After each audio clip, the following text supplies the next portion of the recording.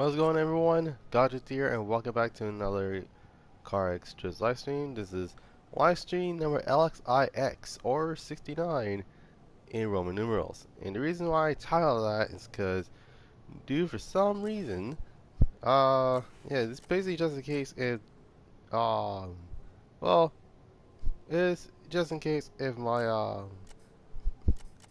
account not account, if my video, if the live stream is age restricted because of the number, then I don't want to take any chances. So yeah, that's the reason why it's numbered that. So yeah, without any further ado, let's get started on. Actually, hold on. Let me see if I can actually find a um.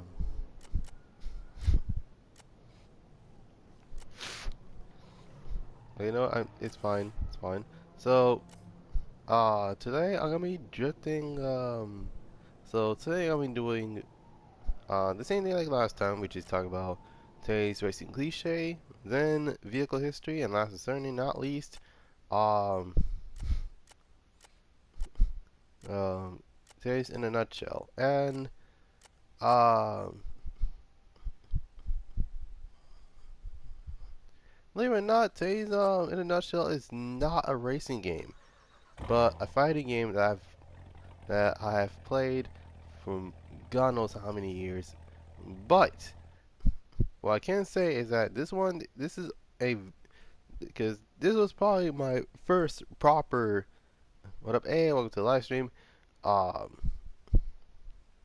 so yeah, this is gonna be like the last live stream where I'm gonna be talking about not but last live stream from this game, being that I'm gonna be talking about today's racing cliche, then vehicle history, and last but not least, today's in a nutshell. Today's in a nutshell is not a racing game, but a fighting game that I played as a kid. And keep in mind, around that time, like I was starting to get into fighting games just as much as racing games. So, um, yeah, there's that. Um,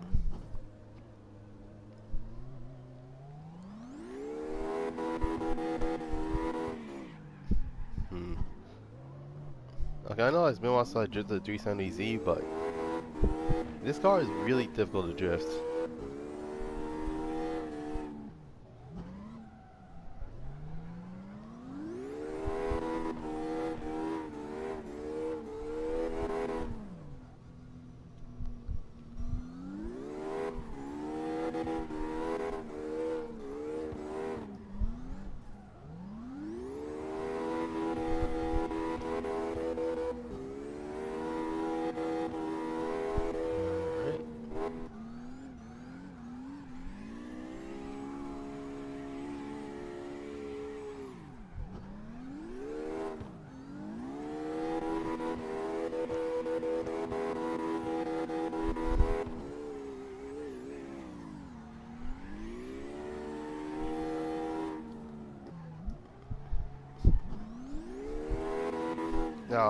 This one thing that I wish the 370Z has is like it's not the fact that it doesn't have a wide body. I mean, again, hey, we're to the live stream.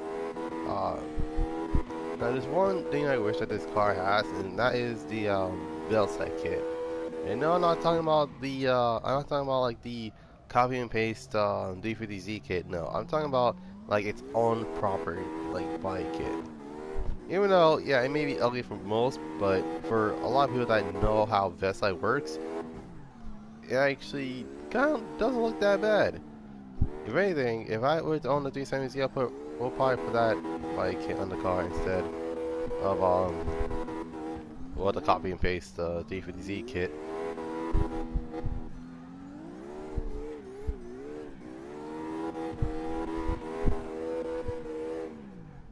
But yeah, either way, it's actually not a bad bike kit, to say the least. I mean, then again, the car is ridiculously wide for what it was.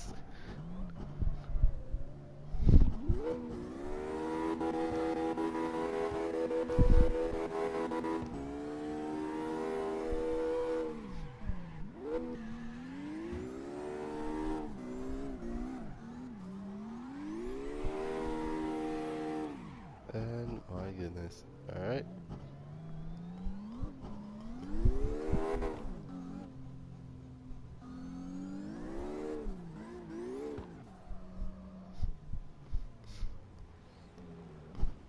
So, yeah, by the way, I'm not kidding when I say that I'm gonna be doing a new Let's Play, but at the same time, in around a couple of hours, I will probably produce produce the first episode of my very first abridged series that I want to do, because I mean, if you think about it, I haven't seen do a game abridged before. Well, except for Final Fantasy and Tales of the Tales of games. But keep in mind that the majority of those are pretty much because they have dialogue, and I still wanted to save the initial D abridged, but yeah, this will be my first ever abridged series I'm going to be doing it for this channel. So yeah, there's that.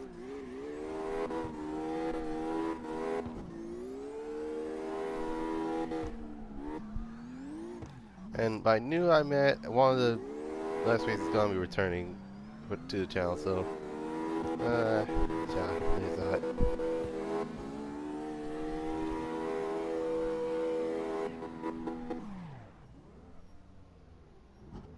What in the world? I don't know anyone in King City.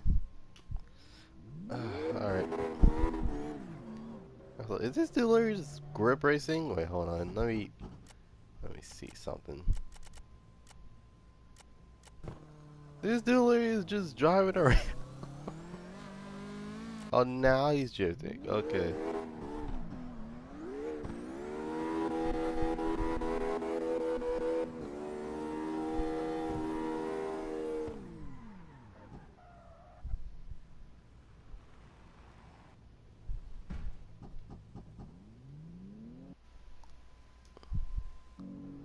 Sorry about that. Okay, there we go. I was like, wait, how do I like? It's been a while since I played this game, actually. I'm like, wait, how do I reset again?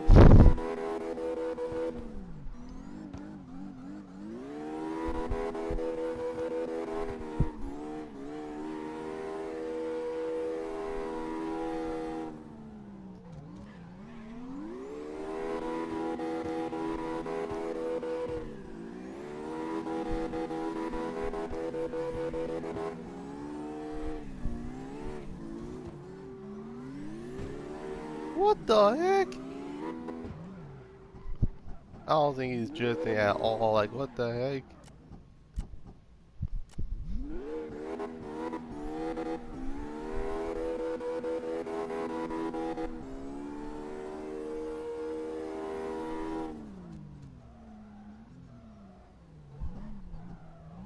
I guess he hit him off as well. Oh my god.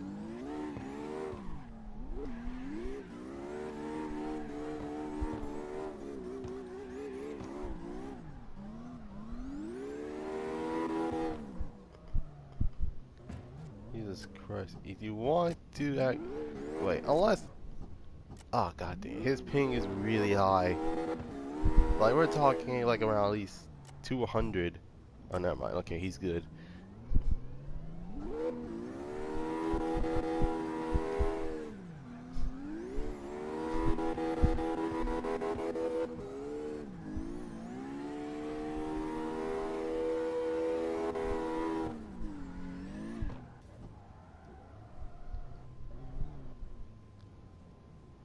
Oh my goodness. Wait. Don't worry, I got it. Alright.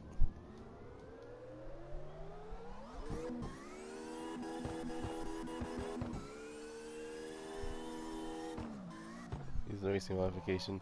Yeah, I kind of figured. Because he's not... Because he's legit not drifting at all. Like, he's literally just gripping up in terms of turns.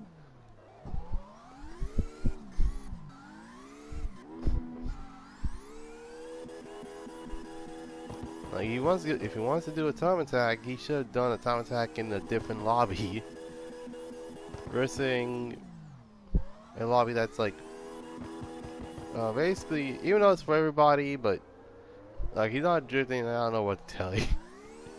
Let's see, 50. It's a 370 actually.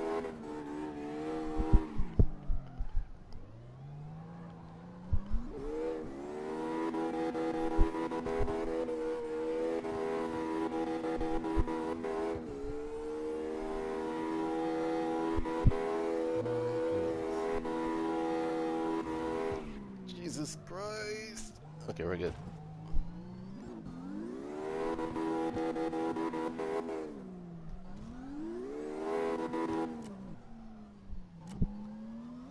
Okay, yeah, he actually backed out.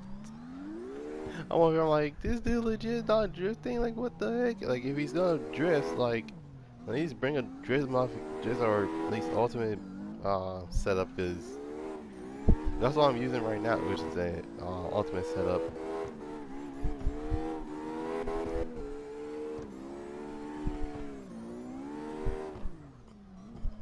I have joined. Okay. But you talking? Wait, are you asking how do you join the lobbies? Um, be sure to actually look up list room name along in. Make sure you're in the American server so that way I can actually join in. So yeah, there's that. Alright, time to continue on drifting.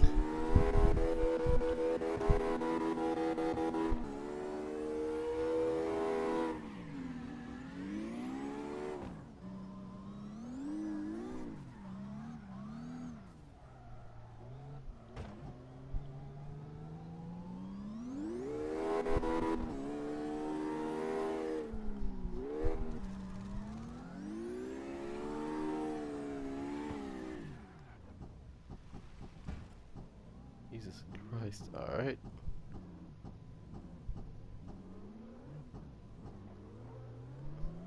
Alright, hold on. Let me put in the pin comments so that way, like in case like anyone was trying to join, because I legit do not feel like timing the entirety of this on an actual message on here, just in case like if I want to uh, help out someone who actually wants to join in, you know, on the fun. So there's that. Okay.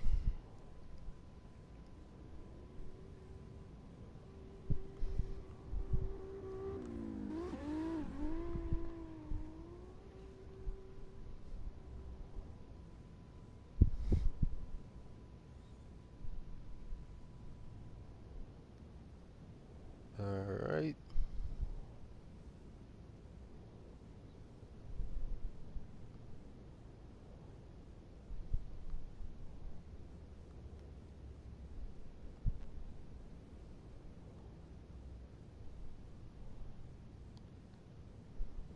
Just give me a moment.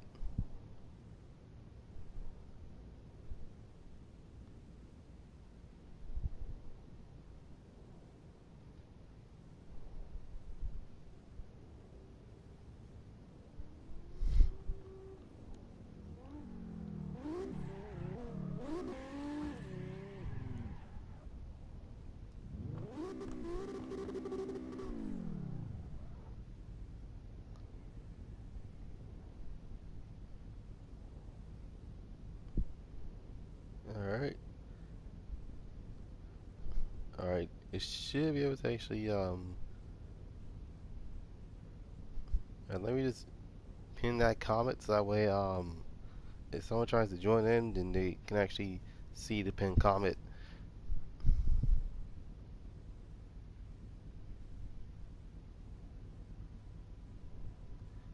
Alright.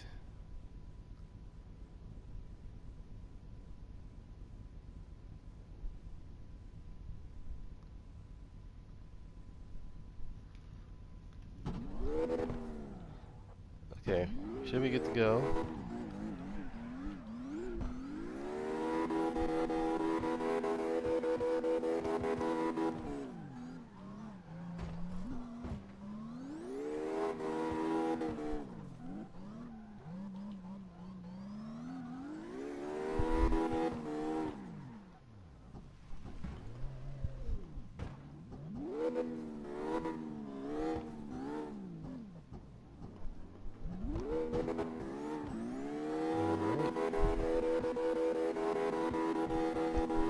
Oh yeah. So in terms of the Let's Play, um, it's not new per se, but it was going to be a returning a game that's going to be returning to the channel. And for those that do not know, that will be Blaze Blue Cross Tag Battle, which is a 2D fighting game that actually has, I kid you not, every single, not every single, but almost all the, not almost, but all the games that would make about Arc System Works, like Blaze Blue, Persona 4 Arena, Undertale, not Undertale, Under Night, and last but not least, ironically, Ruby from Ruby from Rooster Teeth.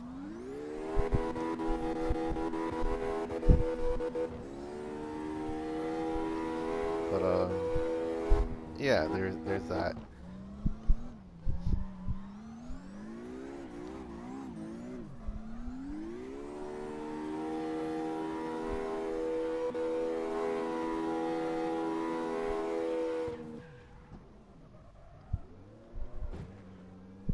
All right.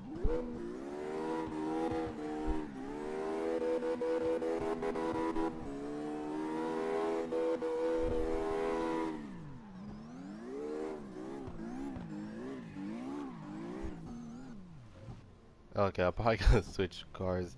And well, I gotta switch cars right now because although 370Z is cool, unfortunately, it's a really difficult car to drift, especially if you're going for a setup like on my own.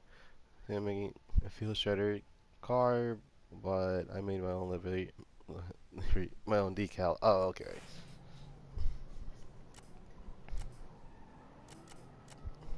All right.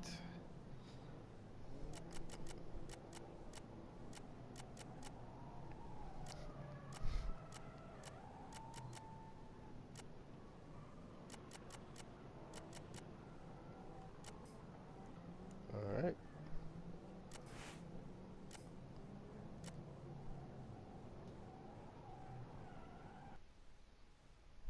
Ah, great. Well, I have to make another one. God, completely, I have to make another one.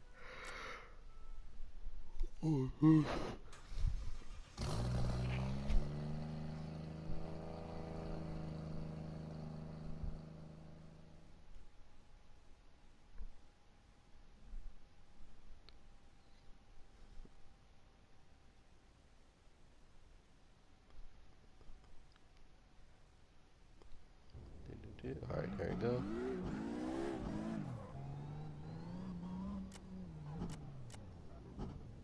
Oh snap. Okay, my ping is really high.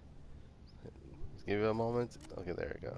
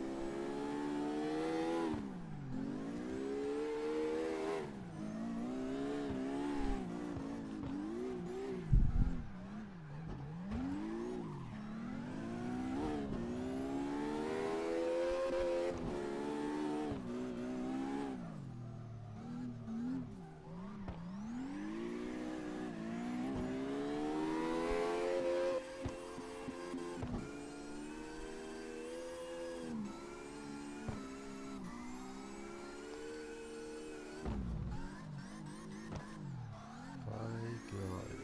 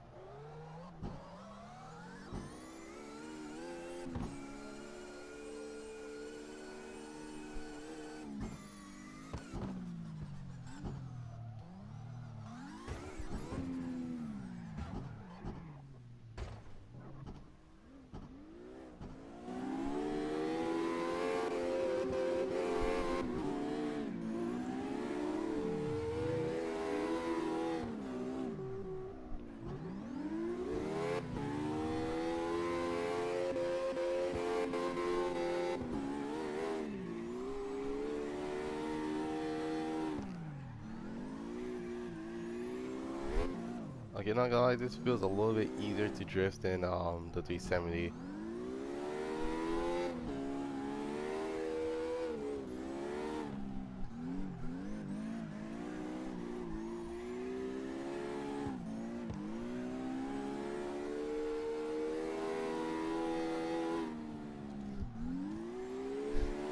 But the question that still remains is, why the heck does it still like a F1 motor? It's like someone legit just slapped on a Formula 1 car's engine into a 350Z and expected to make a lot of power, which it does. But at the same time, the torque is not going to be there because of all the weight on the car.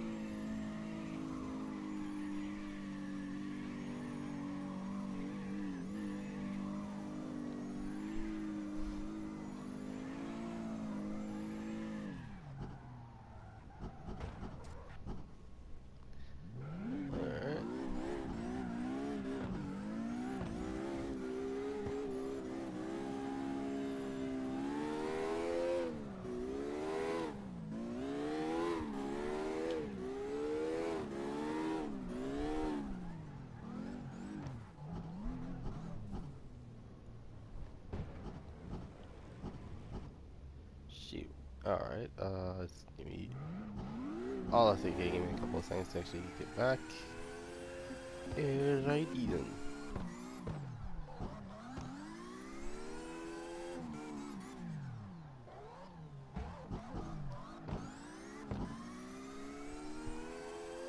Alright, come on. Come on, Z, come on. Come on! Ah!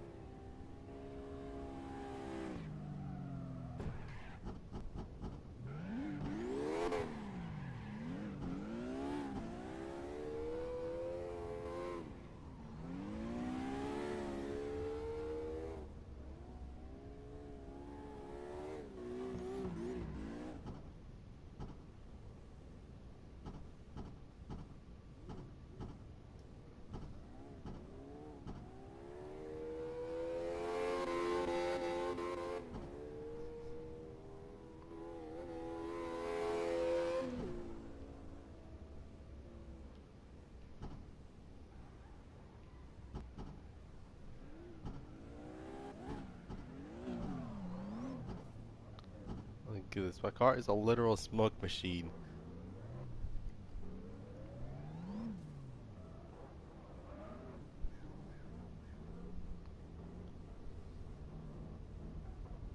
What the heck? Okay.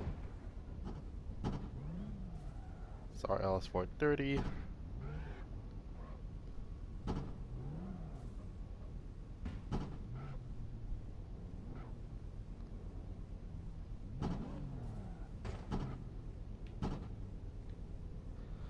Alright.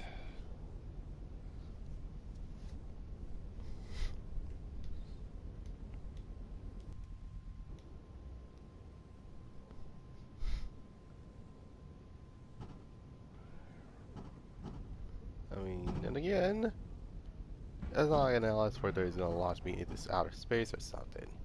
That'd be just ridiculous.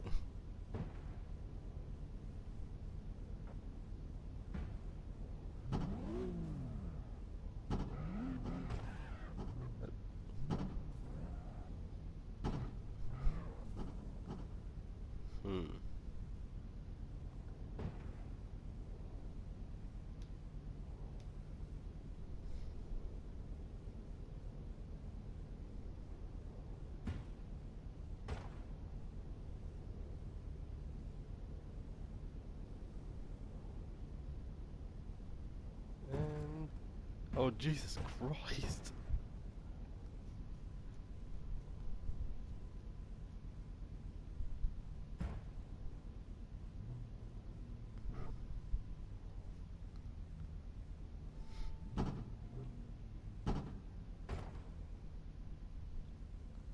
Okay, I think my car is way too low for the car to be launched.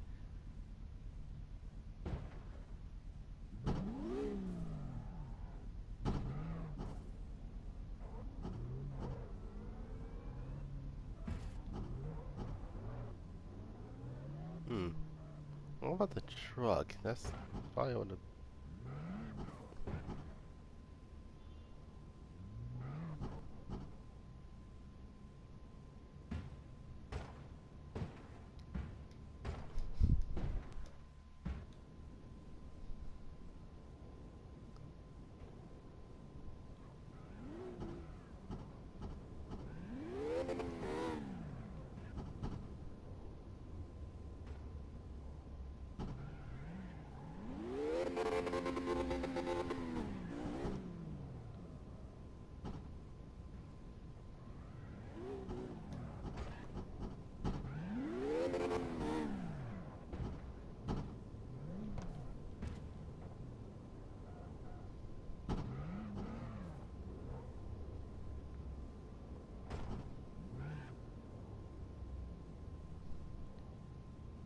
Hmm.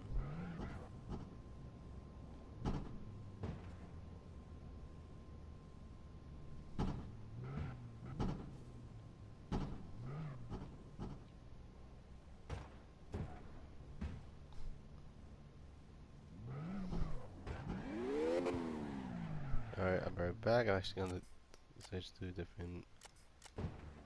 What the... Oh, that's what happened.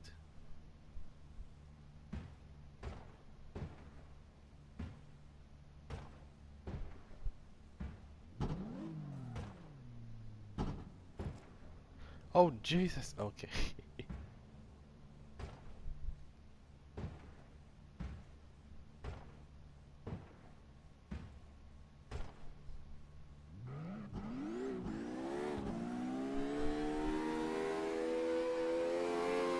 Alright, I'm going to switch to another car. And I had going to be talking about today's racing cliche. And today's racing cliche, I haven't seen this in a while. And guess what? If the yes, there was a for most of those that played the original PlayStation, you probably would have heard of Twisted Metal, which which is going to be a category I'll be talking about today. So, who's wondering what Twisted Metal is? Twisted Metal is known as a battle racer type of battle racer game. So, who's wondering what a battle racer is? Battle racer or BR is actually a sort of type of racing game that actually, you know, took place in like a modern setting, but not all of it is just like regular racing. In fact, the only thing that's different between that and the other and any normal racing game is the fact that uh, it's kind of like Death Race from 2008. The only difference being that each character has their own car, and you don't get your own car. You have to drive around someone else's car. But emphasis on the word but. At the same time, the game itself, those games are pretty much the most fun, weirdly enough. Now there are two variants of battle racers. There's ones like Burnout as well as Burnout Paradise, where you literally crash into people in order to actually win the race. But the other one is more of a lethal approach, as if crashing into people is not lethal enough. Now, games like Twisted Metal Carmageddon is usually the type of thing that actually goes on in around the time of those games coming out. Same goes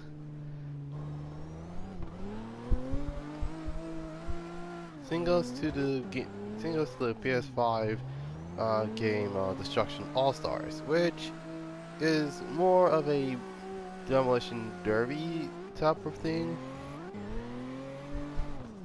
Same goes with same goes many others such as, well, for example, they all do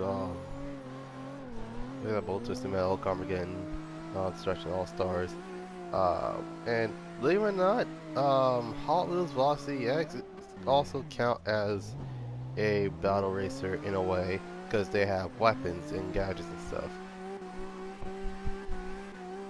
Now, making a battle racer is probably the hardest thing to do because, for one, you have to design your own characters along with their own vehicles. And believe me when I say this, but my goodness, it's probably one of the most irritating of the big three, which is a festival free roaming style placing. What's my PSN?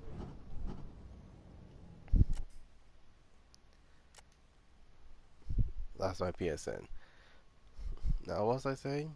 Oh yeah. So for the most part, making a battle racer type of racing game is kind of a big deal because keep in mind it has been a while since anyone attempted to make a game like that. So for the most part, it's yeah, it's going like that. But for the most part, it actually is it's not as bad as many people think it is. It okay.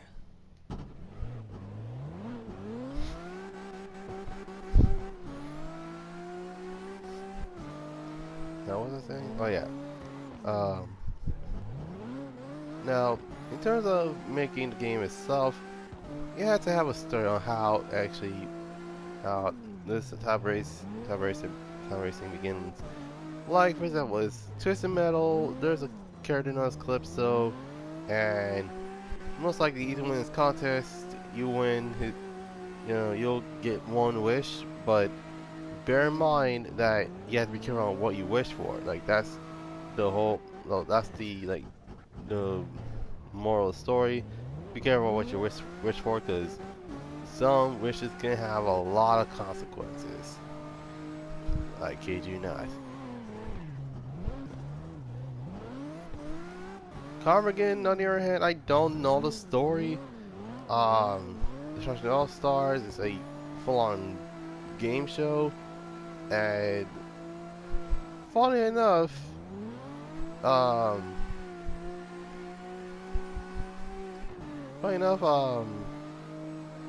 be it'll be hilarious if someone actually end up making a death race type of game where you can actually create your own character, and then you can build your own car, and most likely you race for you race like 3 rounds, and then all of a sudden, boom, you get an ending. But then again, if your character dies, then you have to recreate another character. Like it's kind of like a zombie U type of thing. So yeah, that'll be a very interesting thing to do.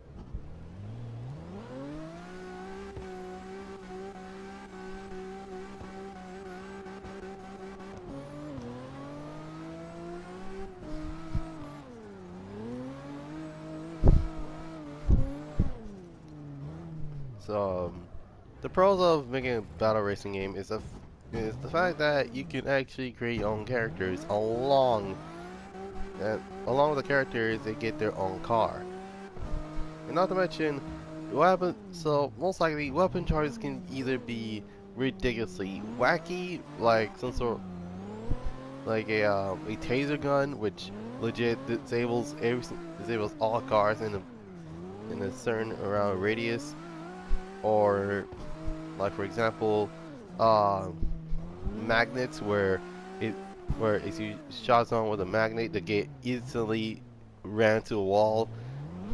Like that'll be probably the funniest thing. And then you got one of the more lethal weapons like machine guns, miniguns, rockets, mortars.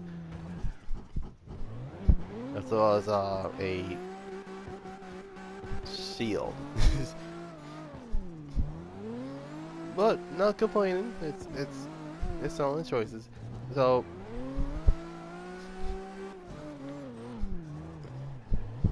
but yeah, there are also some cons of making this type of game.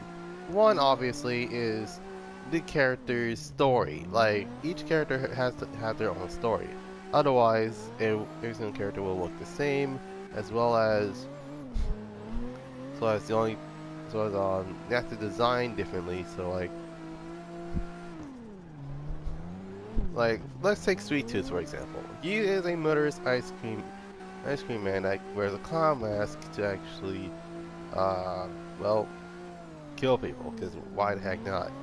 And then you got Sergeant Grimm, who actually was a Vietnam vet, who actually had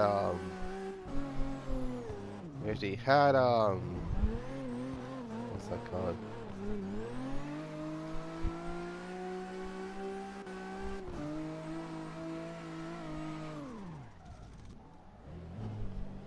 Who actually lost his mind when yeah, that's one thing I do not want to talk about. And then you got like Dollface, who actually who wanted to get the um mask out of her because obviously she tries to take it off, but it won't come off. So she's stuck like that until her curse is lifted.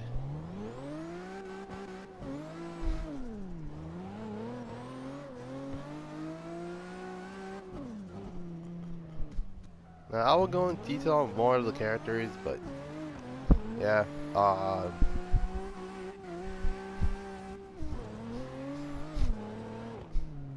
yeah. For those who are wondering, those descriptions are from Twisted Metal Black, which actually gives it that really dark type atmosphere for the game.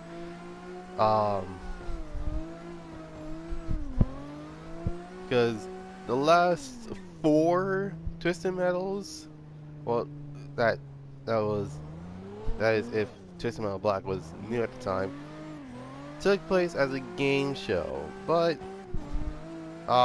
Twisted Metal Black, I kid you not, took place in the same asylum, which yeah, it's sort of a thing, I guess.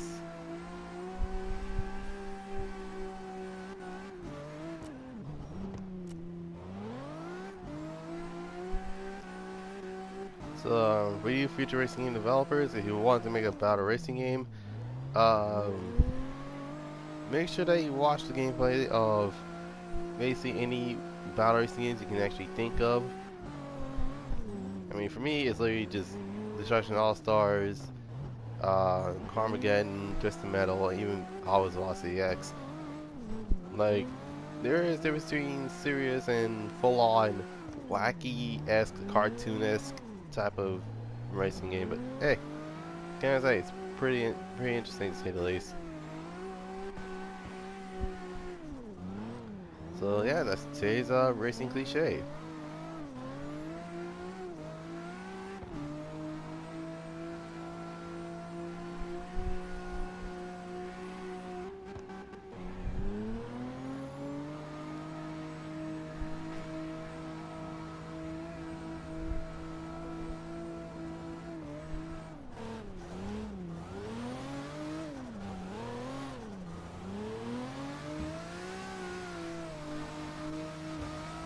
Jesus Christ, how many people are coming in?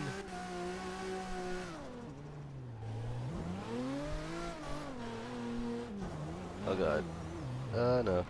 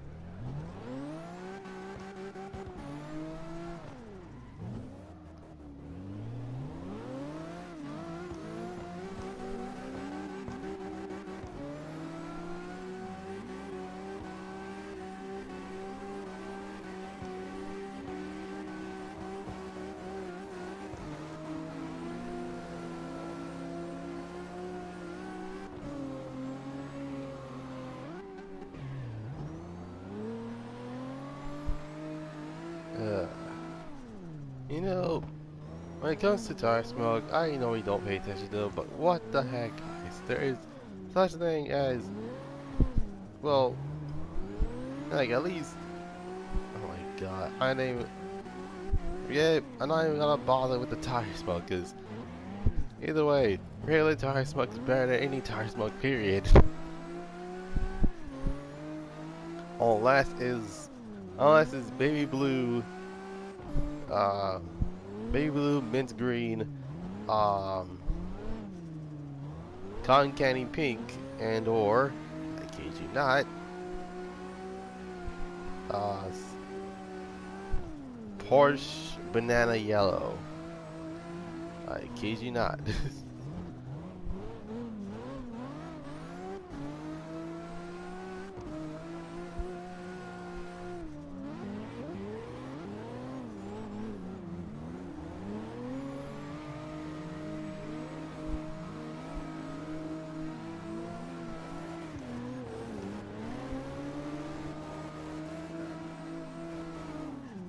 But dear God, it's, well then again, oh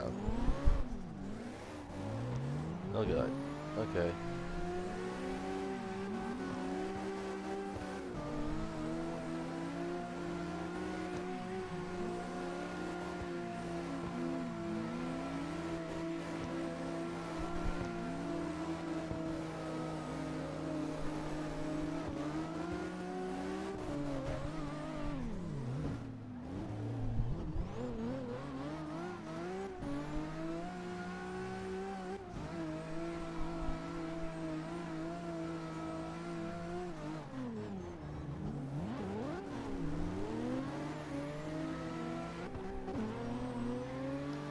Jesus freaking Christ. Alright, hold on.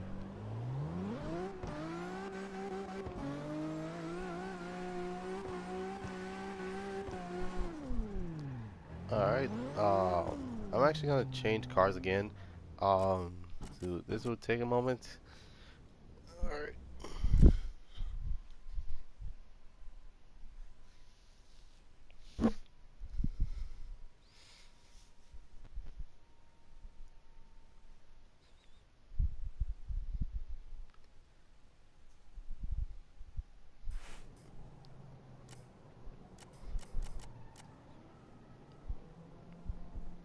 Alright,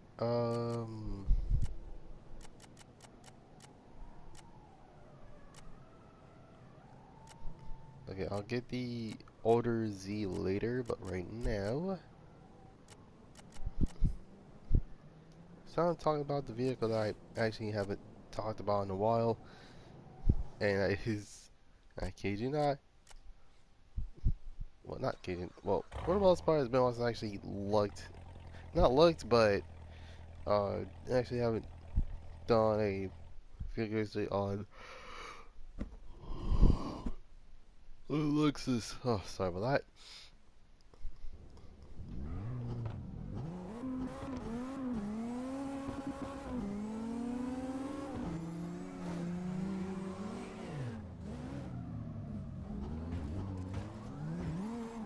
Jesus Christ. Okay.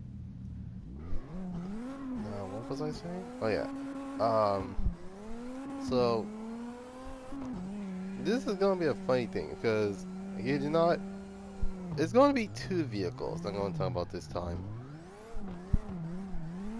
One of them is gonna be obvious because I'm driving it. The other one is something that you never heard of before, and that is me talking about a SUV. I mean, yes, I know everything has changed since the SUV showed up, which, I kid you not, is proved to be and literally a truck with some extra back seats. And the bed is actually a trunk, and for the most part, has a hatch.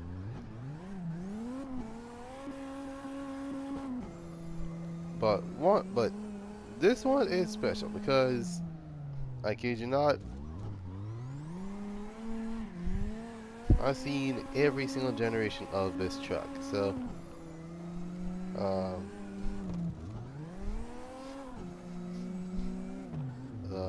yeah, there's that.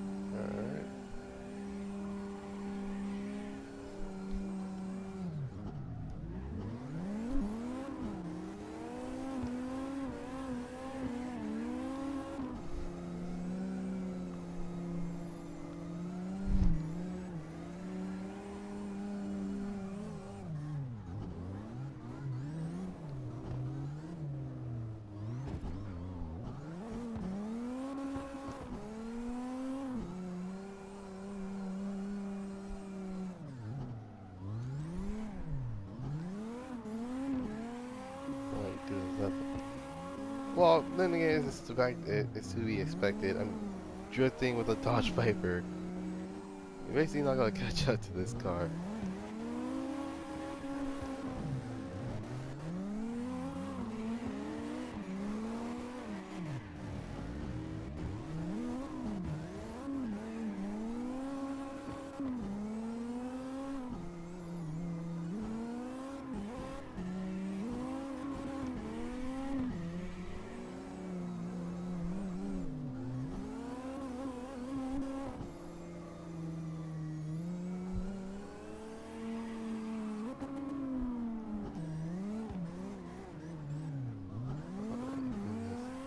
Alright, so it's going to be 10 minutes until I talk about the next subject, and it'll be on two vehicles at the same time. So bear with me when I say that it's going to be a really long answer because they probably have the same amount of generations that um, they both actually share the same generation since the vehicles actually came out around the 1990s, and then they still pop in those vehicles today. So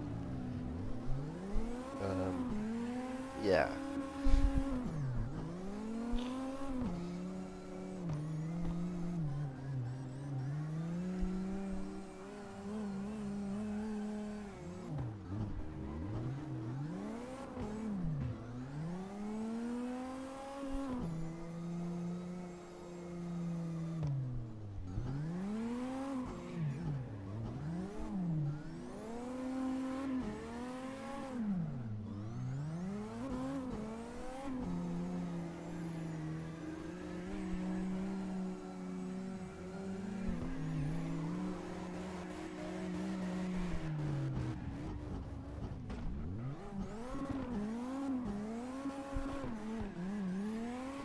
Like, this is really difficult to catch up to a Dodge. Well, then again, it's a Dodge Viper. I'm in a Lexus, okay?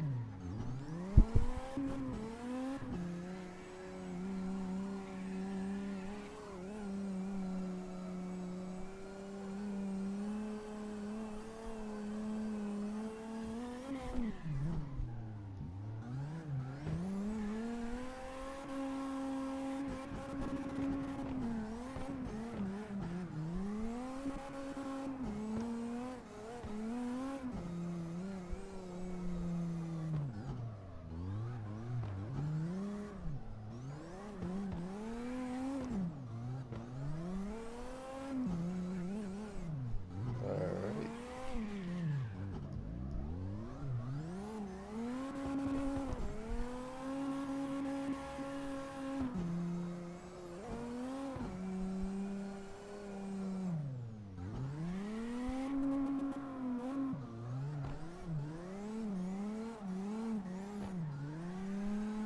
I'm on 100s. I am also on 100s as well. Like, seriously, like, what the heck? He's legit, like, taking off. Like, what the heck? Keep in mind, I am also on 100s.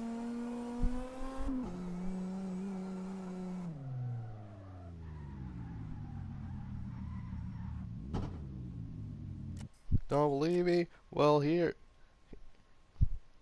on. Here's a proof. Okay.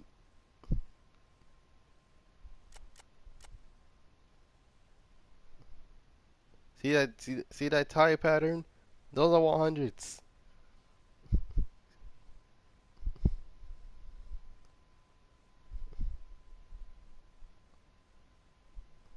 Ay, ay.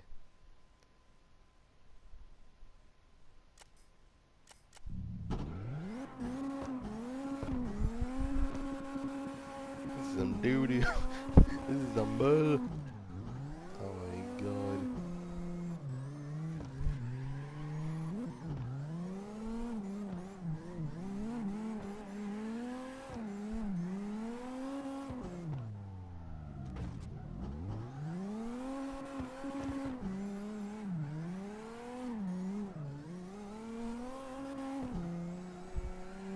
Alright.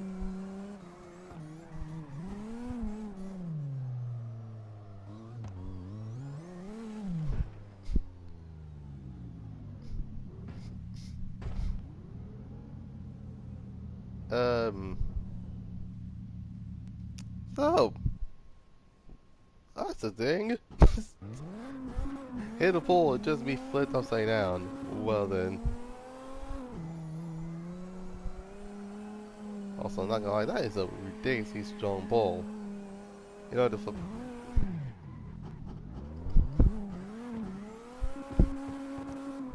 No worry, it's fine. It's just that my car might have less horsepower than the Viper, which is not as bad.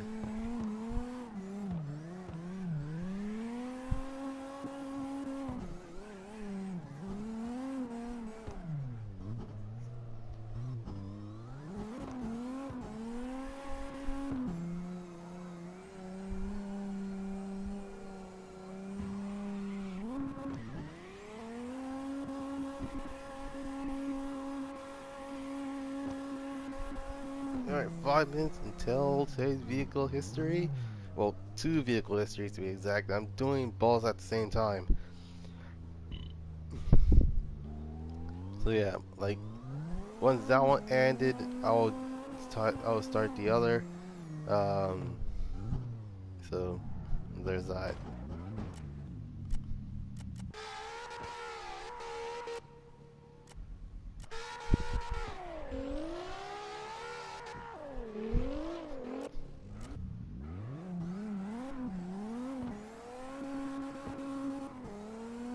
Alright.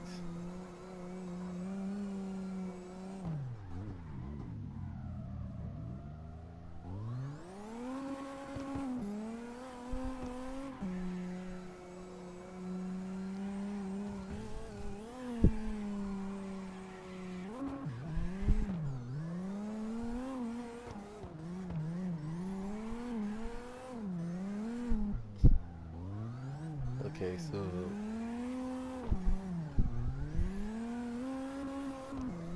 yeah, for the most part, yeah,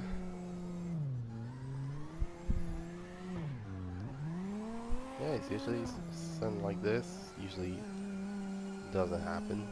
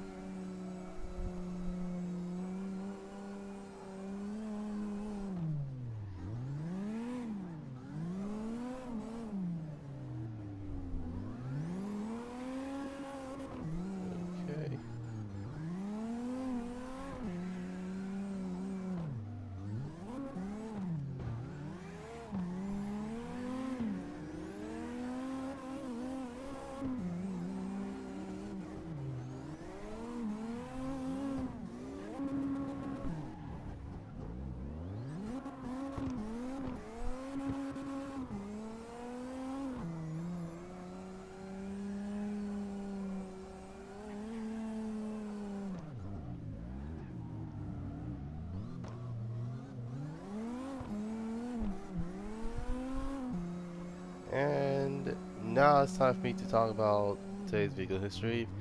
And this vehicle history is about the vehicle that actually that it started as their cheaper pricing version of their Toyota Altezza, and not to mention it was the only vehicle that I haven't seen in a while, which I've seen recently in around 2019 when one of my classmates actually owned one of these. And most likely this car that actually started with the two JZ swapping type mess, as well as well, playing a Lexus IS with the, and not to mention this car is one of the many vehicles that is pretty much so underrated to the point where like you can actually find these for cheap. And the car I'm talking about is of course the car I'm driving right now, which is a Lexus IS with well, basically the Lexus IS lineup. So without further ado, let's start. Alright, so let's start with the first generation. This started around 1999 all the way to 2004. Well, 2005 if you count, well, Japan of course. Well,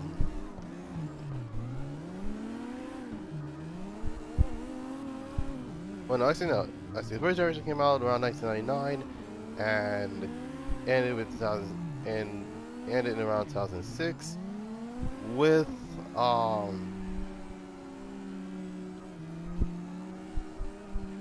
the fact that it actually had, well, let's say that the car itself was not as pricey as it was back then. What up, bro? Hey, welcome to the live stream. What was I saying? Oh yeah. So Lexus, well, let's start with the trims. So the IS model legit stands for well, not imitating sport, but I know sport is actually its initials, but I think gonna be in a bit. Gonna back in a bit. You're still on. Oh, okay. What was I saying? Oh yeah. So the Lexus IS started as a started as a four-door with a six-cylinder engine, also known as a 2JZ GE or the 2JZ GTE, which actually made a lot more sense to actually build than, well, to say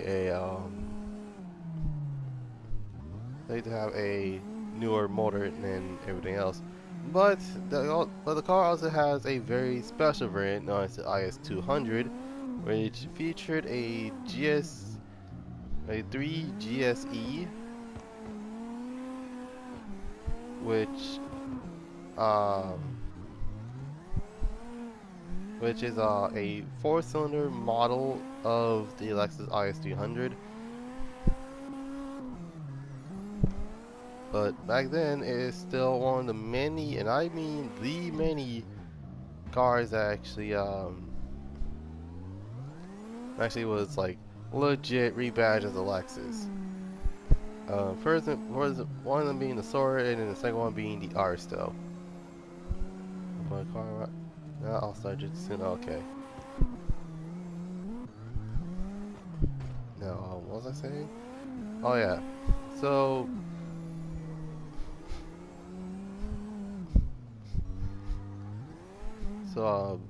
there's also another variant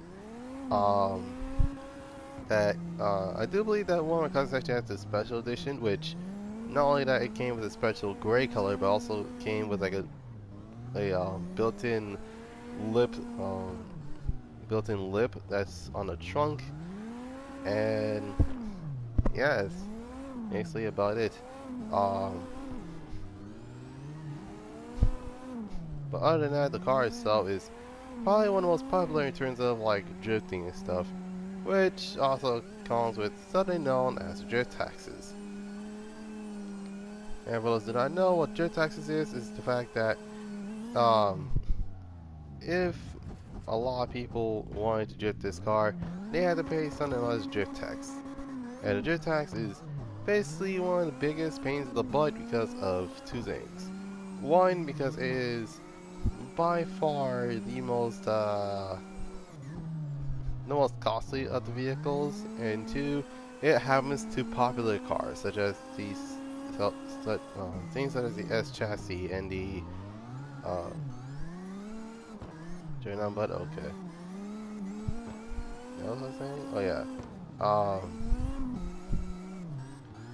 But it usually happens to like popular cars such as the S chassis, the JZX90s, JZX100s,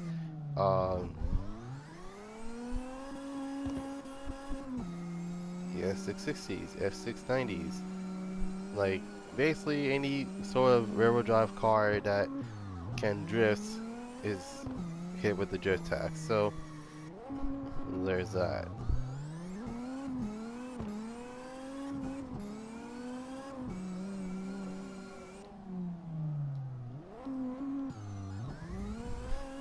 The second generation actually came out around 2009. That's 2009.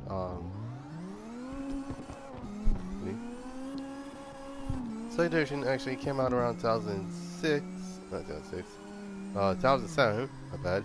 Along with, I kid you not,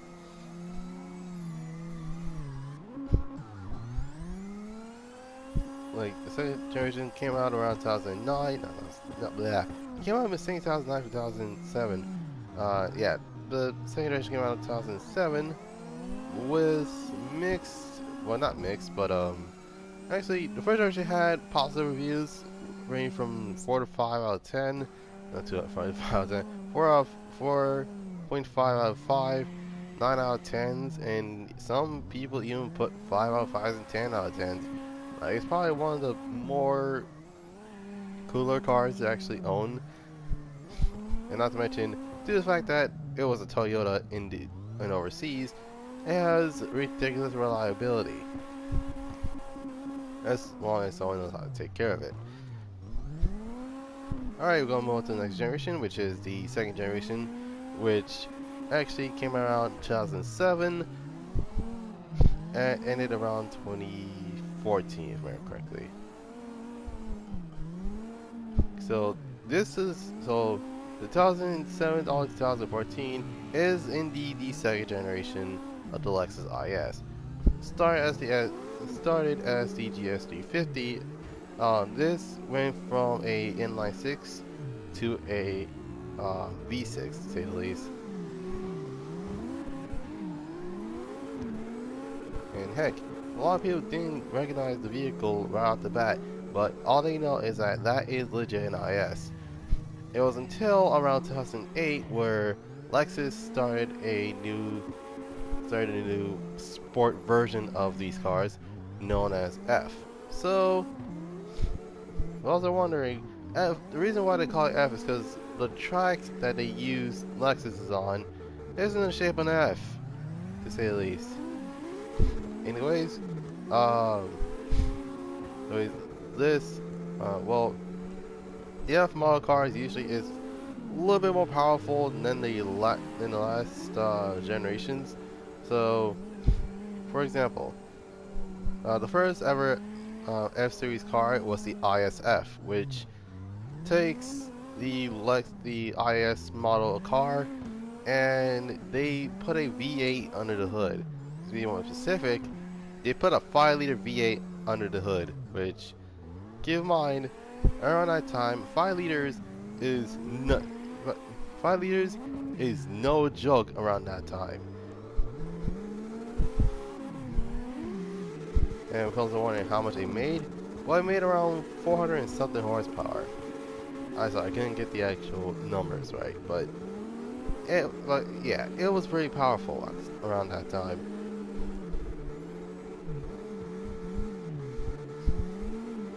And between the Lexus LS models and the Lexus GS models, the Lexus IS models are pretty much the IS model is more like the spoiler of the three, to say the least. Now these models will go on until around 2014, and around 2015 that's when the new generation started. So this generation lasted around 2015 all the way to 2018. yeah, it was a 3-year gap, but yeah, it was a full-on 3-year gap.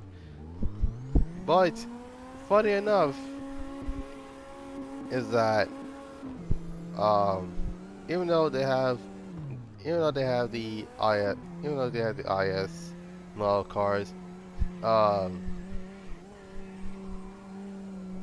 like the IS straight up got replaced by the GCF, which is supposed to be a ISF but a lot newer, but it didn't work out as well. So yeah, they decided to return the IS to where they had it, and yeah, the newer 4th gen models were released around 2021, and so far they're doing pretty well for themselves.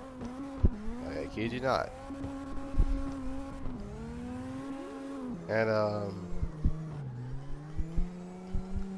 And just a couple of months ago, they actually released a new model known as the IS500F, which is supposed to be the homage to the Lexus ISF from their 2nd generation of cars.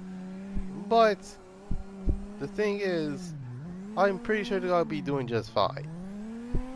I mean, the only thing that'll make it full-on difference is if they actually made another ISF, which, believe it or not, it's probably gonna be the funniest thing to ever that Lexus had ever done. To be like, oh wait a minute, they made an ISF. It just to have extra numbers attached to it. So yeah, the Lexus IS models came out in 2000. Came out, yeah, I guess we say. So yeah,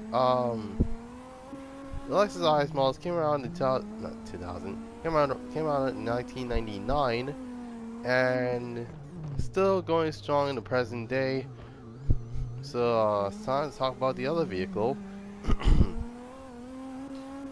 Now, this vehicle is a vehicle that most people will have known to be associated with rappers, business associates, and heck, even Dub Magazine. This truck is basically the homage to a lot more luxurious, very big truck. Anyway, without any further ado, it's time to do another vehicle history on the second vehicle known as the Calgary Escalade. So, bear with me when I say this, but I do know plenty about the Calgary Escalade. So, without any further ado, let's get started. Alright. So, the Calgary Escalade came out in 1998. It was actually and the first generation was the GMT 800 under chassis model, which was the look that was going on at the time, which will include trucks such as the Chevrolet Tahoe, the Chevrolet Suburban, the GMC Yukon, and the GMC Denali. Now, when it comes to the Calgary Escalade, on the other hand, it was a fully different truck entirely. And by that, I mean not only that the lights were more bubbly, but those trucks are pretty much more rare the way that most people would want those trucks to have trucks to look at. But needless to say that the trucks aren't actually very sporty. They're more truck than sport utility vehicle. But then again, the aforementioned Escalade actually had 2 motors. One of them being a 4.8 and the other one being a 5.3. Excuse me. Both of them being both of them being Vortec, of course.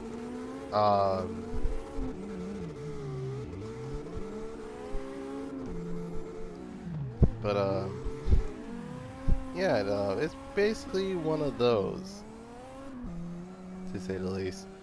Up next, we got the most famous of the Calgary Escalades, That will be the second generation, which ranged from 2003 all the way to 2006.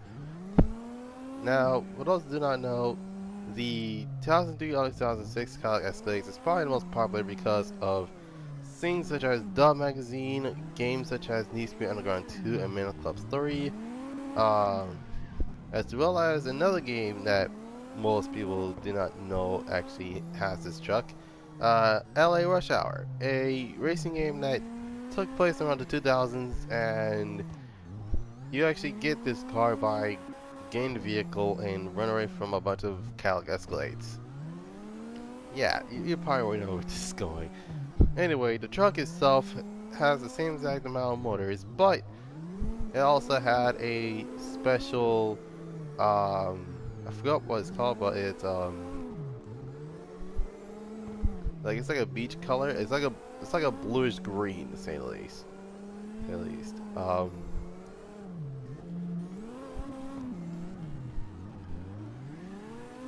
Now, if you see any custom Cadillacs, then most likely the one that you probably would have seen the most is literally the second generation Cadillac Escalade. Moving on to the third generation. The third generation actually came out around 2007 all the way to 2012. Now, the Cadillac Escalade actually has taken the actual look of the GMC Yukon and just made it more luxurious. Now, in terms of the difference being which is which, well, all you do is look at the grill and look at the lights. That's basically it.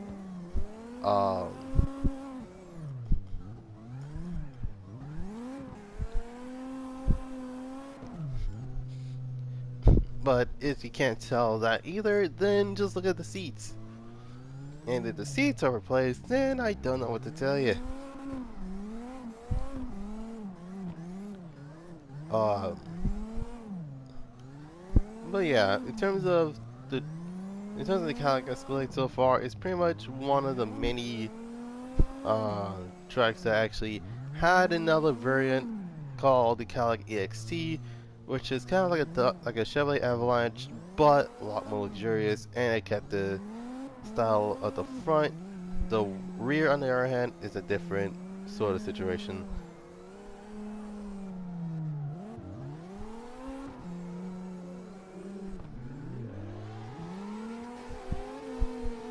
Thing goes with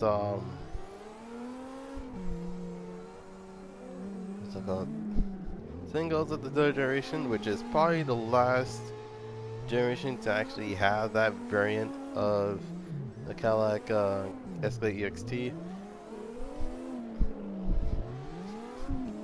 And in around 2013, they started to actually go more bigger than the last generation. And this is where the fourth generation comes in. Fourth generation actually was around since 2015 and ended around 2019, to say the least.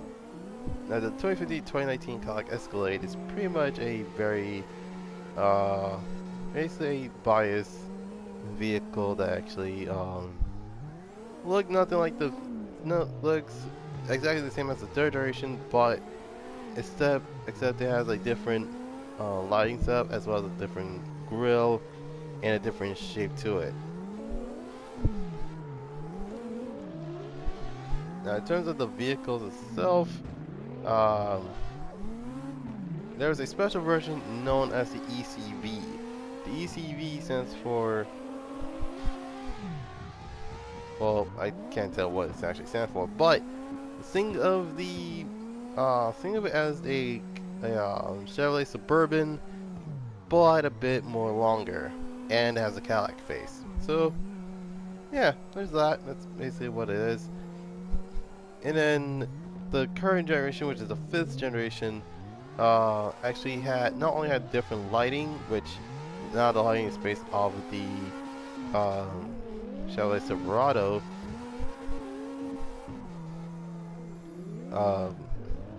But the truck is now bigger than the last generation. So yeah, the trucks by then will have been as big as the Lincoln Navigators, which keep in mind Navigators is a lot more bigger now than the first time I saw one of those. So yeah, the Calgary Escalade came out around 1998 and still in production in around 2021.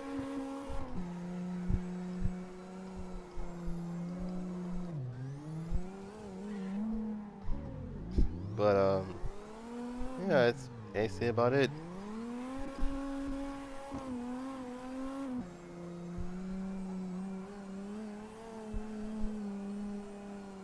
All right, so in around 10 minutes, I'm actually going to talk about the final subject for today, which is today's in a nutshell. Let me change my car real quick, cause like the Lexus, I've been judging that mess for like the past couple of minutes. Not couple minutes per se, but like almost like an hour or so. So yeah.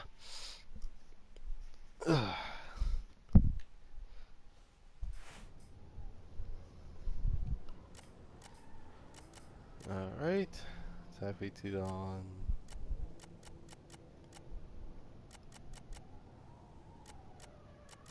Hmm. Mm. Oh, that's going to the fact that all the cars I'm driven with has a lot like, crazy high horsepower lately. So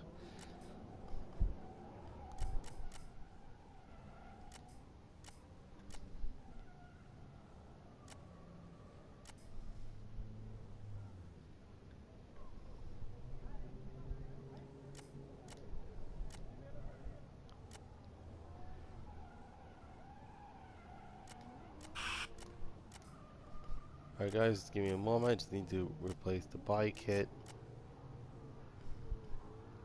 And there we go. Alright.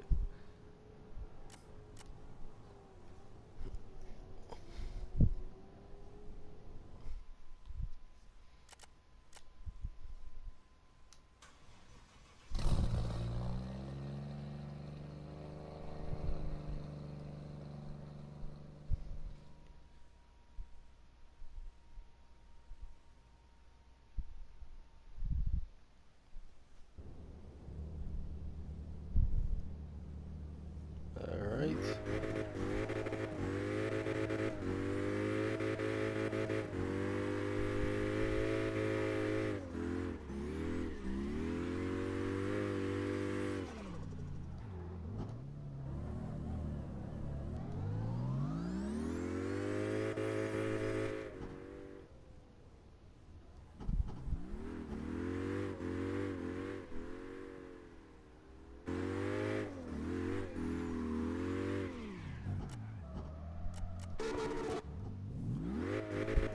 Okay. Making sure.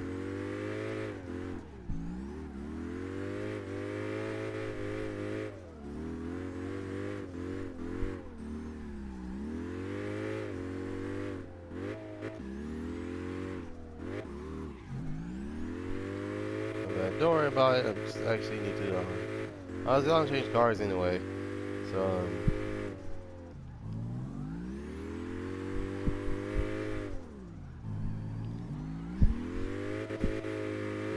yeah, it's usually one of those things where it's like, okay, let's see if I can actually find it right off the bat.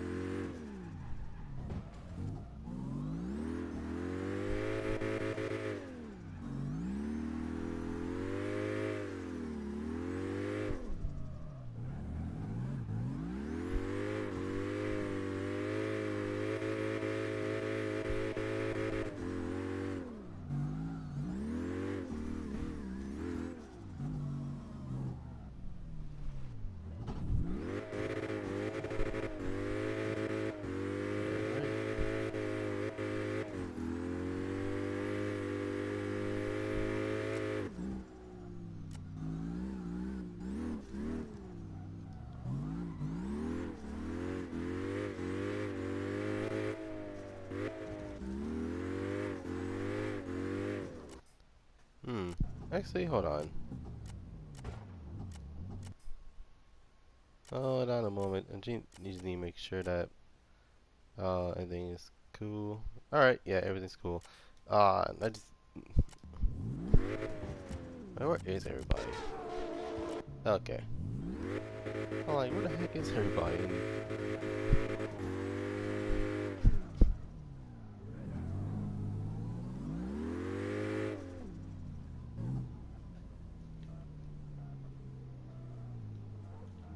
Alright.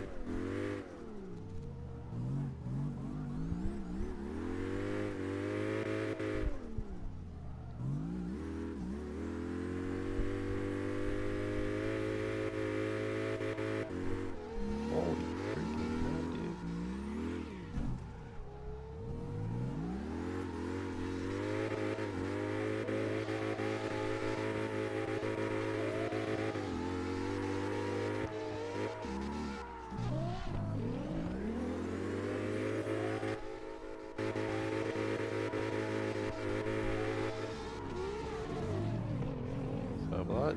Oh, Jesus Christ.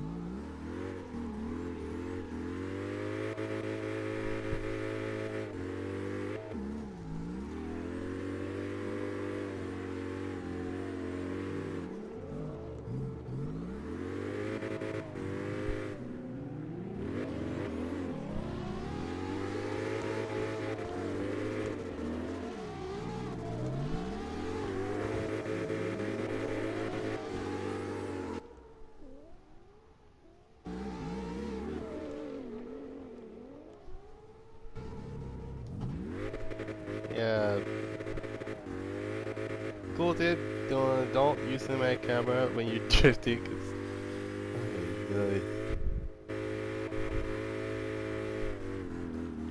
Because normally you get the chance like, dude, this is a really cool like video, and all of a sudden you just see yourself just going to the grass.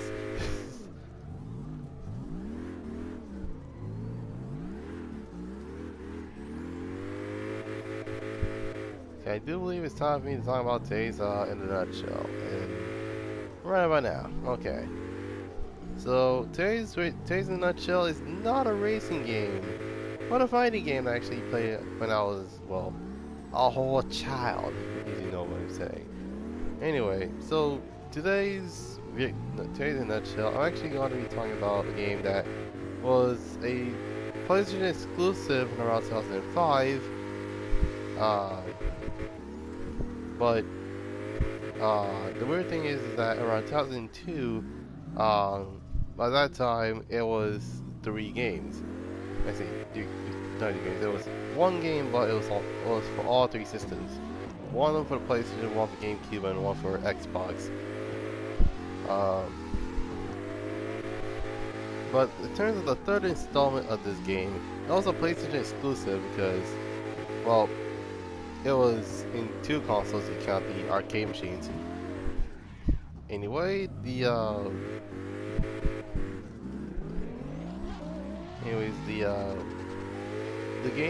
game itself actually was the reason why I got into fighting games in the first place. But little did I know that this was the first game that, kid you not, was starting a series of games without this feature. And if I was wondering what I'm talking about, I'm indeed talking about the one, the only Soul Calibur 3. So,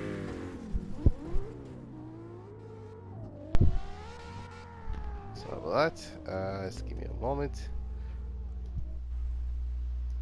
Okay, there we go. Anyway, sorry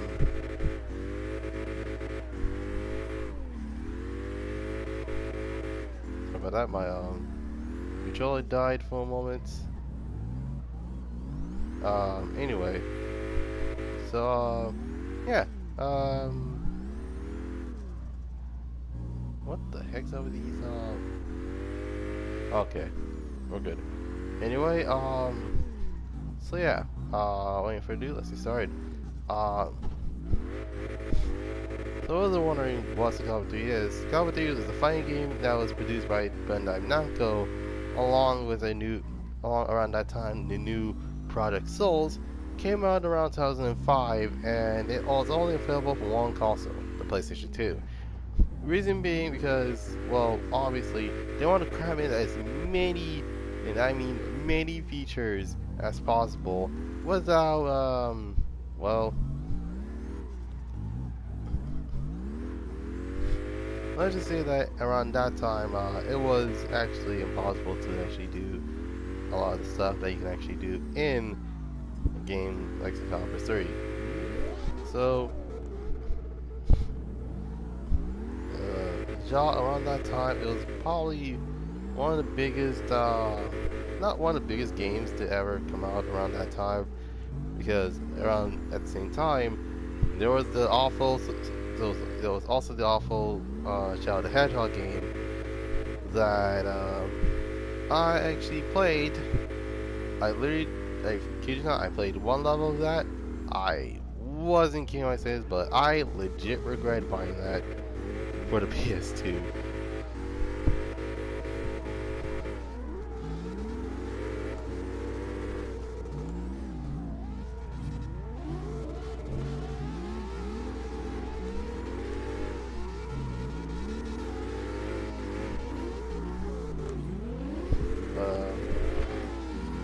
Yeah, around that moment, it would have been like, okay, that is not a game to be buying. But at the same time, yeah, the game's not bad. It's just that if you want to, if you want character creation, then that's where you got to get. That's where you got to get from. So, yeah, there's that. Around that time, this was actually that's probably the last game for the PlayStation 2, and this feature would have been, and I kid you not, this feature would have appeared in Soul Calibur 4, 5, and even the recent Soul Calibur 6. But Soul Calibur 3 was the OG of the character creation list, to say the least. So without any further ado, let's talk about the gameplay. The gameplay is as obvious. For the most part, you got your horizontal, your vertical, as well as your kicks and your blocking. There's also some throws if you press either circle and X, not circle and X, square and X or triangle and X. But kick and X is legit taunting. And not to mention there is such thing as a soul charge, and you can actually power up your next attack, and that's basically it. But for those that do not know, the actual vehicle itself, the actual game itself, actually has weapons with special effects. Like for example, let's say that you wanted a weapon that actually has regenerative abilities. Well, you can actually get that, but it will have like but it also have like a downside. For example, like even though that you have you have regenerative abilities, unfortunately your defense will be lower than normal. We're saying, oh yeah, you gain HP by hitting people, but your health degenerates gradually. So yeah, there's that.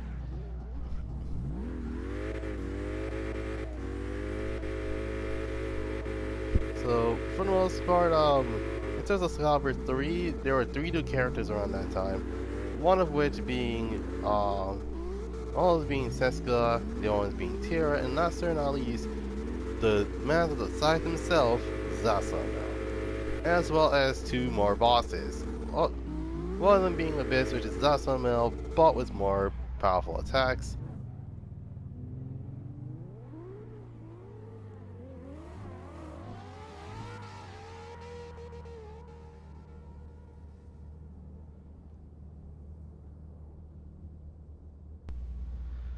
Ugh. I can't trust that charger anymore. Like, not my PlayStation charger. I'm talking about the charger that the phone charger came with, because my goodness, it keeps on. My controller keeps on me, even with the charger is on. Anyway, as I was saying,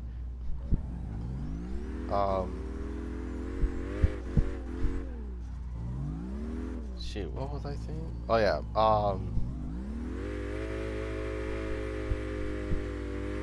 the other boss being Night Terror, a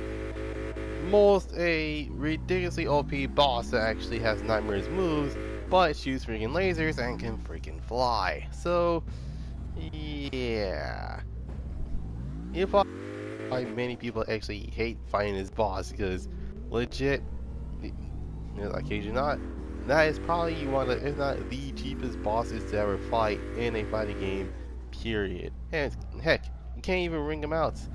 You can ring you out, sure, but when you try to ring him out, when you try to get him out of the ring, oh no, he flies in like nothing's wrong.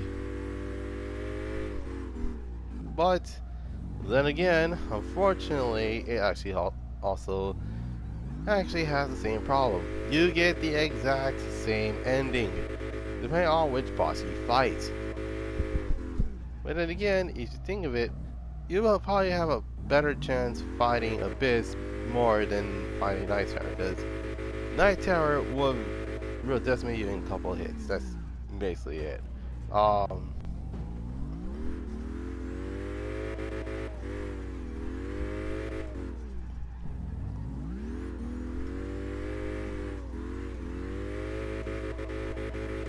Alright, I'm actually going to switch cars because the M4, excuse me, cool car, yes, but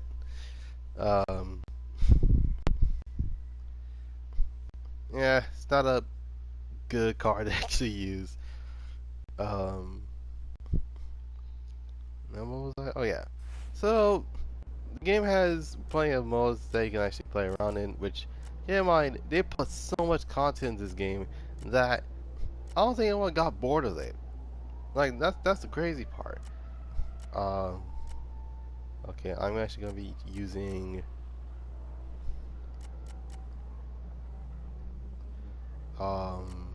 You know what? It's been a while since I used the Flash, so I'm gonna use the Flash for the most part. Um, Now in terms of now in terms of the modes they can actually go through, there are plenty. And by plenty, I mean there are a lot. Um, so one of them was Tales of Souls, which is kind of like this game's arcade mode. And not much, you actually choose a couple of options, and then depending on which path you choose, um, you actually get a chance to actually,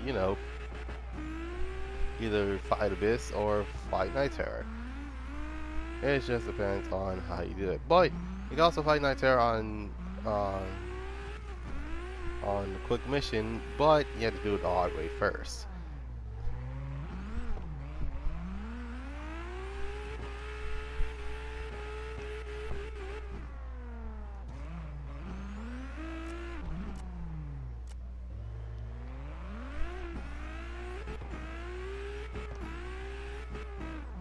Oh, what the? Jesus Christ.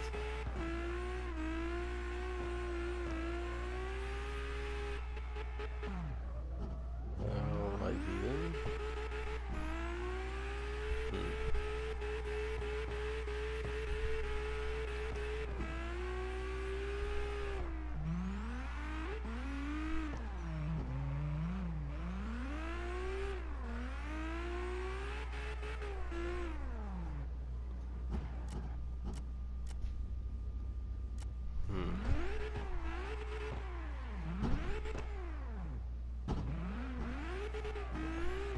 Um, yeah,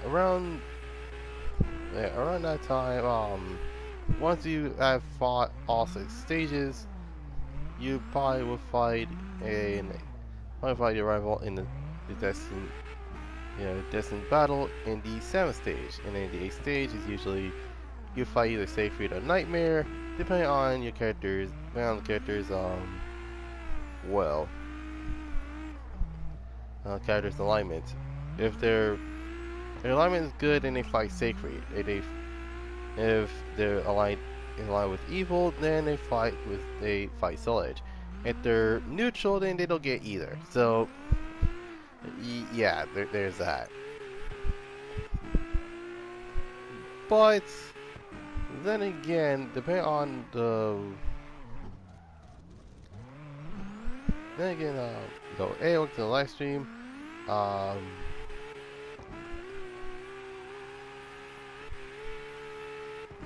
No, what was I saying? Oh yeah.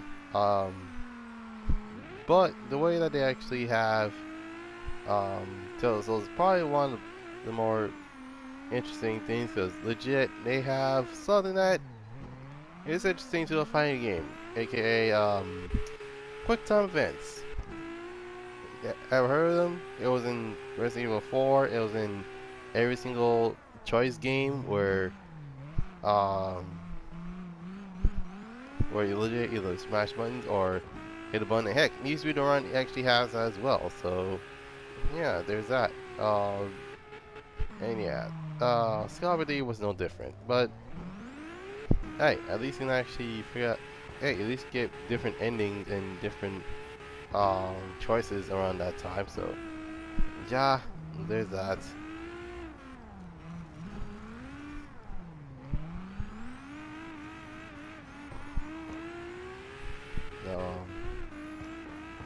In terms of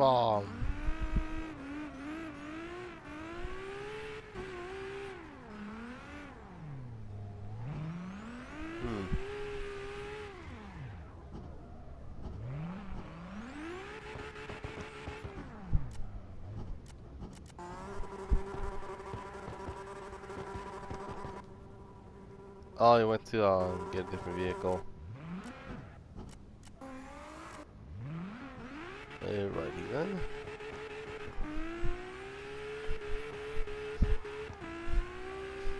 But then again,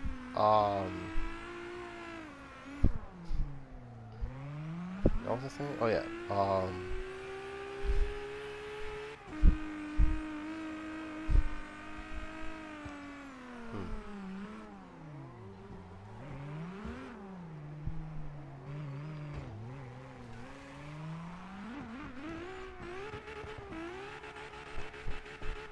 Up next is Chronicles of the Sword, which is another mode that actually took place around the same timeline, but difference being, and I am not king when I say this, is the fact that figuratively and literally, um,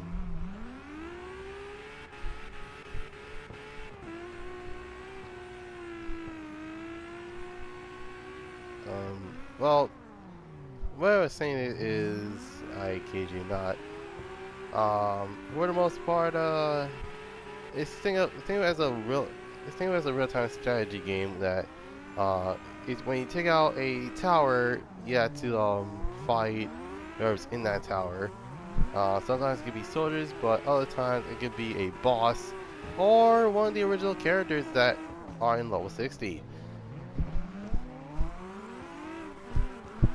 And for the most part, those fights are pretty much optional, to say the least. In fact, unfortunately, the funniest one of them all is Zasamel, because, I kid you not, is you have a ninja or samurai, um, you can actually, I kid you not, you can legit knock him out in 5 seconds. Because, um, because that tower is known as landmine. And the funny part is that, if someone goes down the floor, they instantly lose. So, yeah.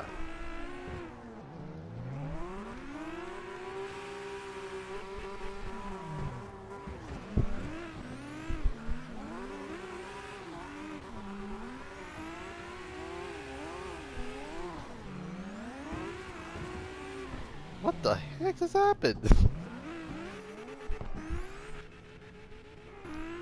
Slide on the hood like it was some sort of cop movie or some sort of getaway type film. Um,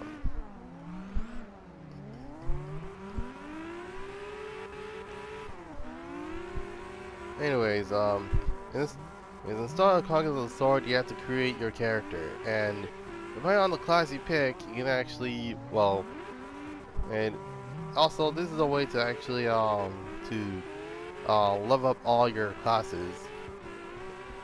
And not to mention, all those classes also have a subclass. So let's say that you play as a ninja and you've been playing as a ninja for a while.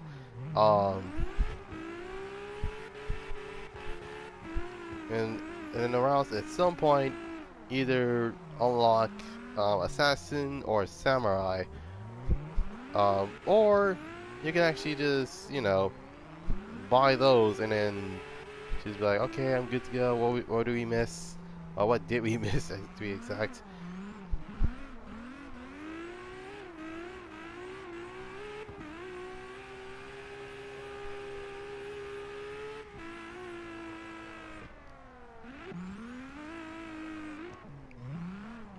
But yeah, for the most part, it's pretty interesting to say the least.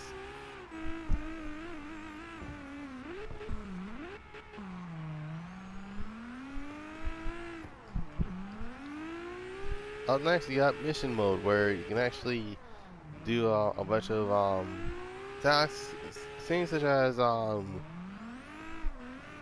to beat the shopkeepers, and I see before time runs out, or defeat the Colossus. And I kid you not, there's a full-on Colossus statue that you have to fight, and if you don't get out of the way of it being falling, then unfortunately, boom, you're flat as a pancake.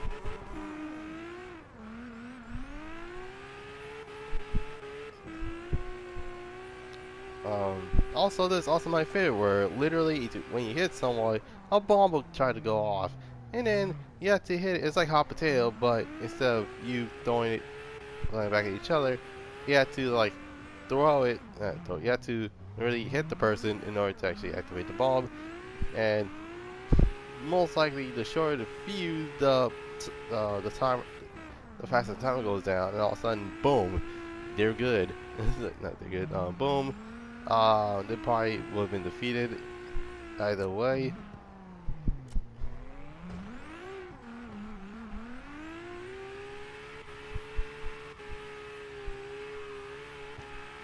what was I saying? Oh yeah.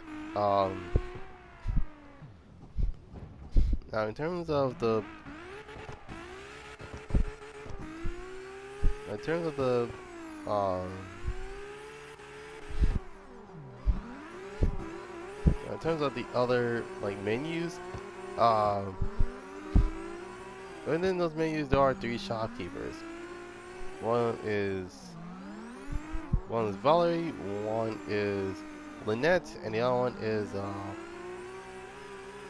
Han, if I remember correctly. I can't remember.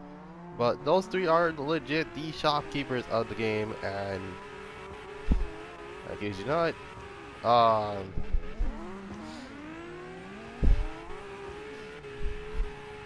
it, Jesus freaking Christ, alrighty then.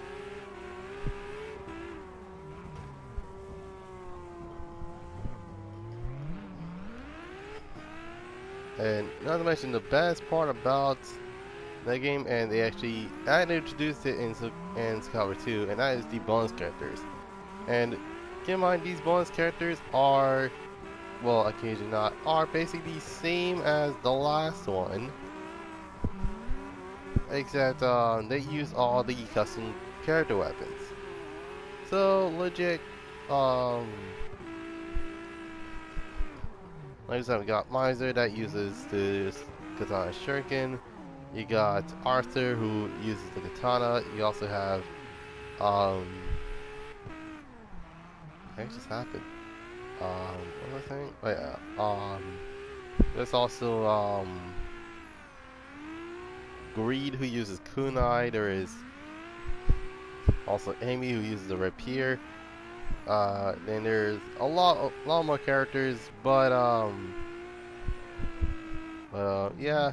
And I mentioned they have different ways of them being unlocked, of course.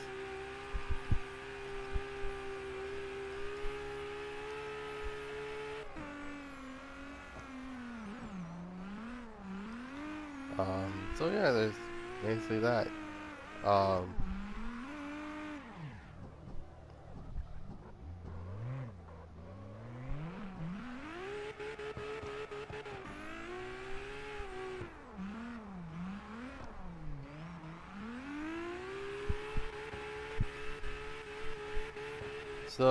I'm actually going to give the score for Scalper 3 as my first fighting game around that time. So anyway, I'm judging this based off of story, characters, modes, gameplay, as well as replayability, and then soon I'll use the overall score. All right. Let's start with the story. I'm going to give the story a 8.1 out of 10 due to the fact that even though it's a really good story, um, well, keep in mind the 8.1 is for Conquest of Sword because that story actually makes a lot more sense. But with the actual story, I'm gonna give that a 7 because at least the story kind of makes sense versus whatever happened to Scalper 5. That's one thing for sure.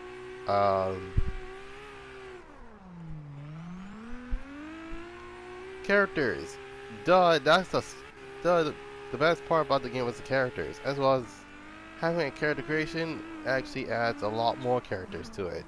So around that time, I'm going to give this one a massive whopping 10 out of 10 in terms of the characters, because not only you have the regular characters, but you also have bonus as well as character creation. Create characters you can actually pick from the menu, but also be forewarned. In terms of the characters in Tales of Souls, you will not be able to choose the bonus or character created characters because obviously the Tales of Souls is for like the main characters only.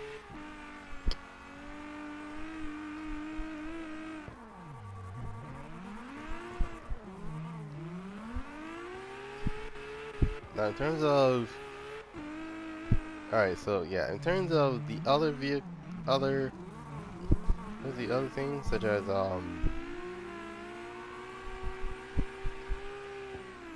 the story is, let's see, Story of Tale of Souls is 7 out of 10, while the Chronicles of the Sword is 8.1 out of 10.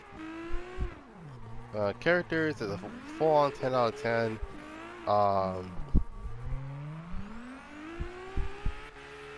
In terms of gameplay, is not bad. I mean, and I'm not gonna pretend that the game is perfect, but I'm not. So in terms of the gameplay, I'm going to give the gameplay, I'm going to give it a 6.5 out of 10, due to the fact that sometimes like it can get confusing, and not to mention the AI can actually be a full-on nuisance, to say the least. For example, there is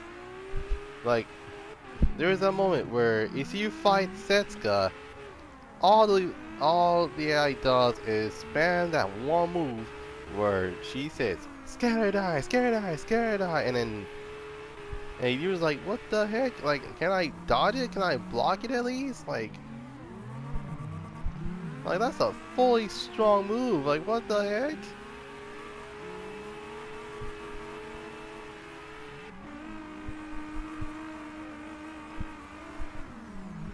But what the heck?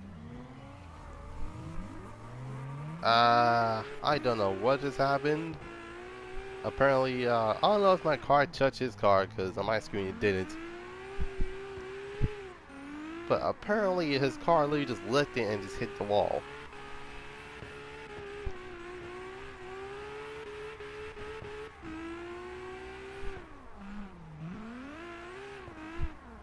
What was I saying? Oh yeah.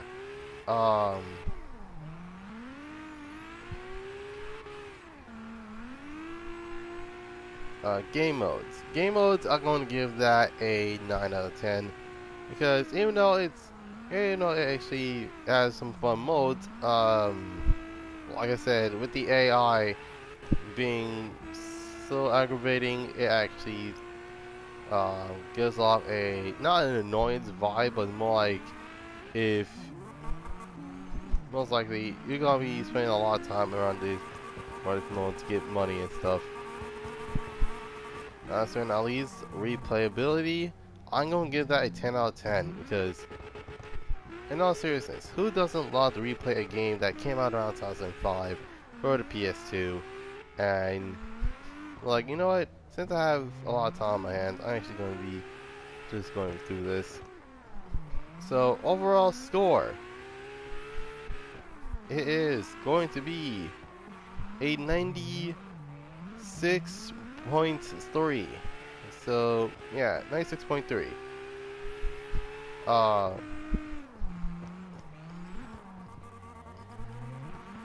Even though it's a good game, it still has its flaws. But what most people didn't realize is the fact that even though it is probably one of the biggest things that actually happened. Oh, jeez.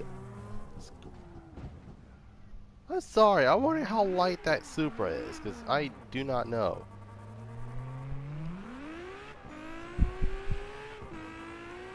But,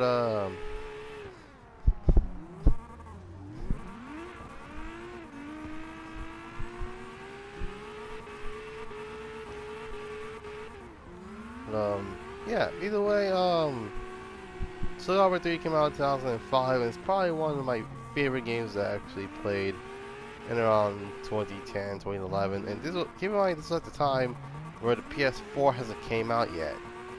So GameStop still has like a bunch of PS2 games that they're going for cheap.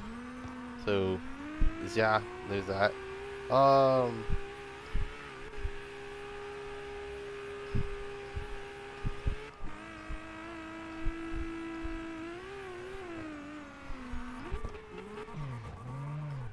Either way, it was probably one of the cooler fighting games of all time. Yeah, there's that. Anyways, I'm going to do one more lap of drifting, then I'll probably get in the live stream because because right now I actually want to relax for a bit and then get on to finishing the actual video. All I need to do is just do the dialogue, of course.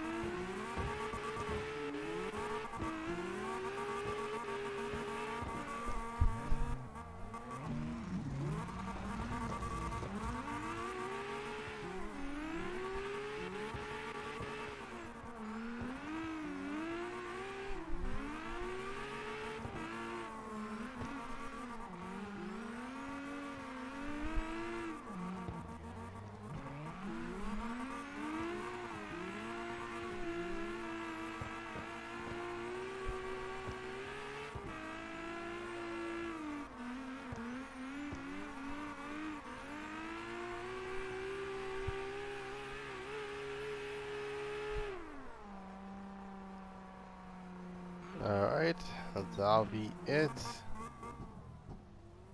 Alright, let's see. Holy freaking crap. Okay, easily just sitting there being AFK, but anyway, that'll be it for now. Hope you guys enjoyed this live stream. Leave a like, subscribe, comment down below what's next, and like I said, I'm going to upload my I just need to finish the dialogue and then I'll upload my first ever bridge series in the entirety of my channel, and hopefully if you guys like it then I'll probably do more. um, Also, the last play I'm going to be doing is tonight. Well, not tonight, but I think later. At least around 3 o'clock. Well, 3 to 5 o'clock. Either way, um, it should be up. So yeah, there's that. Anyway, you can follow me on Instagram at Goddrifter247sun Productions. You can follow me on Twitter at G27S. You can check out my Discord at Goddrifter247sun Productions Museum. And also, if you want to you want to know if I'm in another channel, check out JonathanXblack's channel. Um, I'll leave a link down below to his channel so we can actually I was got in the truck. Oh my god. Um, what was I saying? Oh yeah. Well yeah. If you want to know if I was in a different channel, then check out JonathanXblack's channel. Um, and keep in mind it was actually legit my first ever time being in the commentating section. So yeah, well, ain't further ado. Hope you guys have a dope Monday. This is God to sign off, and I'll see you guys next time. Peace.